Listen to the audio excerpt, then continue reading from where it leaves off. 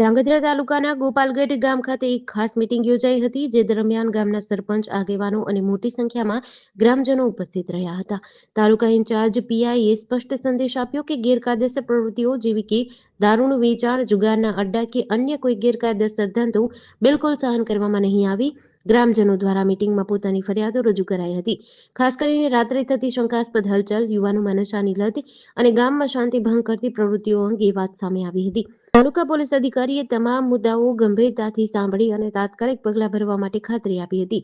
ગામમાં શાંતિ જળવાઈ રહે એ માટે આ મીટિંગ જરૂરી હતી. હવે લોકો સીધા તંત્ર સાથે પોતાની સમસ્યા શેર કરી શકે છે. ગેરપ્રવૃત્તિઓ કરનારાઓને કોઈ પણ રીતે છોડવામાં નહીં આવે. કાયદો અને વ્યવસ્થા જાળવવાનું પોલીસની પ્રથમ ફરજ છે.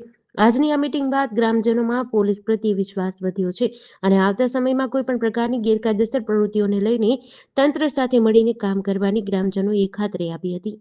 જેડીસી ન્યૂઝ સાથે દિનેશ ગામવા સાથે જયેશ કુમાર ઝાલા, ધ્રાંગધ્રા.